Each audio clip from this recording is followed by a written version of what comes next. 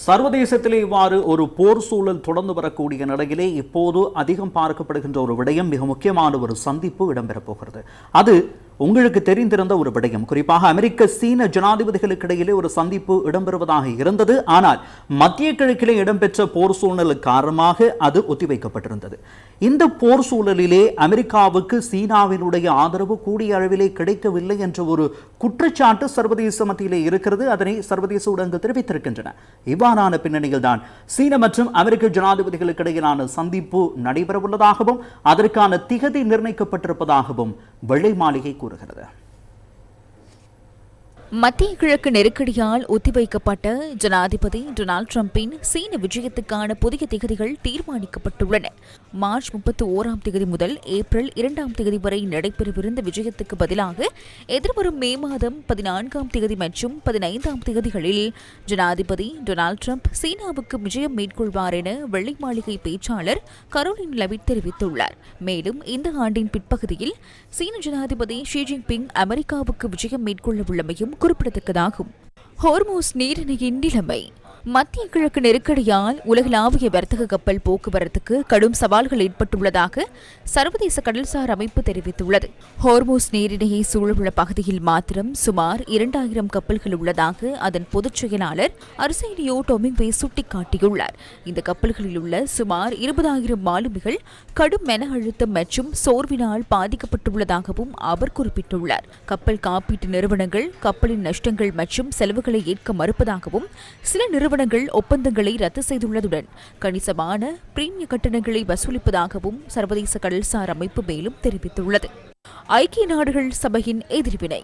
மத்திய கிழக்கில் நிலவும் மோதல் நிலைமை ஏற்கனவே கட்டுப்பாட்டை மீறி சென்றுள்ளதாகவும் உலகம் தற்போது ஒரு முழு அளவிலான போரின் விளிம்புக்கு வந்துள்ளதாகவும் ஐக்கிய நாடுகள் சபையின் பொதுச் செயலாளர் ஆண்டோனியோ குட்டேரஸ் தெரிவித்துள்ளார். அமெரிக்காவும் இஸ்ரேலும் இணைந்து ஈரானுக்கு எதிராக முன்னெடுத்து வரும் இந்த போரை முடிவுக்கு கொண்டுவர இதுவே பொருத்தமான தருணம் என அறிக்கை ஒன்றின் மூலம் அவர் கூறியுள்ளார்.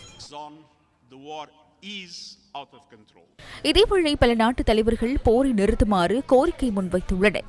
போரை நிறுத்துவதற்கான பேச்சுவார்த்தைகளை நடத்துவதற்கு இஸ்லாமாபாத் தயாராக இருப்பதாக பாகிஸ்தான் பிரதமர் ஷெபாஸ் ஷெரீப் தெரிவித்துள்ளார். இதேவேளை சீனா, பிரான்ஸ் ஆகிய நாடுகளும் 2 நாடுகளுக்கும் இடையே பேச்சுவார்த்தைகளை நடத்துவது பொருத்தமானது என முன்மொழிந்துள்ளன. சண்டையிடுவதை விட எப்போதும் பேச்சுவார்த்தையே சிறந்தது என சீனா தெரிவித்துள்ளது. போரை முடிவுக்கு கொண்டுவர ஈரானின் தலைநகரான தெஹ்ரானை ஆக்கப்பூர்வமான பேச்சுவார்த்தைகளில் ஈடுபடுமாறு பிரான்ஸ் ஜனாதிபதி இமானுவேல் மேக்ரோன் வலியுறுத்தியுள்ளார்.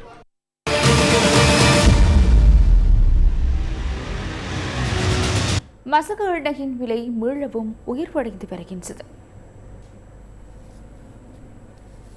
உலக சந்தையில் ஒரு பீப்பாய் மசகு எண்ணெயின் விலை என்றும் $100 அதிகமானதாகவே காணப்படுகின்றது. இதற்கமைய இன்று காலை 6 மணி நிலவரத்தின்படி பிரித்தானிய பிராண்ட் சந்தையில் ஒரு பீப்பாய் மசகு எண்ணெயின் விலை $103 பதிவாகியது. அமெரிக்காவின் WTI சந்தையில் ஒரு பீப்பாய் மசகு எண்ணெயின் விலை $91.16 மத்திய கிழக்கில் நிலவும் போர் நிலைமைகளினால் இந்தியா, பங்களாதேஷ், ஆஸ்திரேலியா, பிலிப்பைன்ஸ் உள்ளிட்ட பல நாடுகள் எரிபொருள் நெருக்கடியை எதிர்கொண்டுள்ளன. இதனை எதிர்கொள்வதற்காக பல நாடுகள் பல்வேறு நடவடிக்கைகளை முன்னெடுத்துள்ளதாக சர்வதேச ஊடகங்கள் தெரிவிக்கின்றன. மத்திய கிழக்கில் போர் நிலைமைகளினால் பிலிப்பைன்ஸின் ஜனாதிபதி பெர்டினண்ட் மார்கோஸ் ஜூனியர் எரிசக்தி அவசர கால நிலையை பிரகடனப்படுத்தியுள்ளார். தற்போதைய பயன்பாட்டு அளவுகளின் அடிப்படையில் சுமார் 45 நாட்களுக்கு மாத்திரமே எரிபொருள் கையிருப்பு காணப்படுவதாக பிலிப்பைன்ஸின் எரிசக்தி செயலாளர் ஷரோன் கெரின் தெரிவிக்கின்றார். மத்திய கிழக்கின் போர் சூழலினால் அதிகரித்துள்ள எரிபொருள் விலை அந்த நாட்டின் எரிசக்தி பாதுகாப்புக்கு பாரிய அச்சுறுத்தலாக மாறியுள்ளது. பிலிப்பைன்ஸின் தற்போது எரிபொருள் தேவையின் 90% மத்திய கிழக்கு நாடுகளிலிருந்தே இறக்குமதி செய்யப்பட்டு பயன்படுத்தப்படுகிறது. ஹோர்மூஸ் நீரிணையில் ஏற்பட்டுள்ள நெருக்கடியினால் எரிபொருளை பெற்றுக் கொள்வதற்காக பிலிப்பைன்ஸ் தற்போது ரஷ்யா, சீனா மற்றும் பிற தென்கிழக்காசிய நாடுகளை நோக்கி செல்ல வேண்டிய நிர்பந்தமும் ஏற்பட்டுள்ளது. இதற்காக பிலிப்பைன்ஸில் பாரிய செலவினங்களை ஈடுகட்ட வேண்டியுள்ளதாக சர்வதேச ஊடகங்கள் தெரிவிக்கின்றன. எரிசக்தியை சேமிக்கும் நோக்கில் பெரும்பாலான அரசு அலுவலகங்கள் வாரத்திற்கு 4 நாட்கள் மாத்திரமே செயற்பட வேண்டும் எனவும் அந்த நாட்டு அரசாங்கம் தீர்மானித்துள்ளது.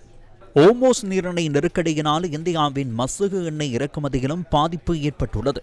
தற்போது இந்தியாவின் மசகு எண்ணெய் இறக்குமதிகள் சுமார் 40% ஹோர்மூஸ் நீரிணை ஊடாகவே முன்னெடுக்கப்படுகின்றது. தற்போதைய நிலையில் இந்தியாவின் மூலோபாய மினரல் ஆயில் ரிசர்வ் நிறுவனம் சுமார் 3 மில்லியன் டன் மசகு எண்ணெய் இருப்பை கொண்டுள்ளது. இது மொத்த சேமிப்பு திறனில் 64%. விசாகப்பட்டினம், மங்களூர், பாதூர் ஆகிய இடங்களில் உள்ள நாட்டின் 3 நிலத்தடி சேமிப்பு நிலையங்களில் 5.33 மில்லியன் தொன் எண்ணெய் சேமிக்க முடியும். இது முழு கொள்ளளவுக்கு வரும்போது 9.5 நாட்களுக்கு போதுமான மசு எண்ணெய் இருப்பு காணப்படும் என சர்வதேச ஊடகங்கள் தெரிவிக்கின்றன. இந்தியாவில் இன்னமும் எரிபொருள் வரிசைகள் காணப்படுவதாக சர்வதேச ஊடகங்கள் சுட்டிக்காட்டின. மத்திய கிழக்கின் போர் சூழலினால் கடந்த காலங்களில் ஆஸ்திரேலியாவில் பல சந்தர்ப்பங்களில் எரிபொருள் விலைகள் அதிகரித்தன. எரிபொருள் விலை வேகமாக அதிகரித்து வருவதனால் எரிபொருளுக்கான வரி சலுகைகளை வழங்குவது தொடர்பிலும் ஆஸ்திரேலியா கவனம் செலுத்தி வருகிறது.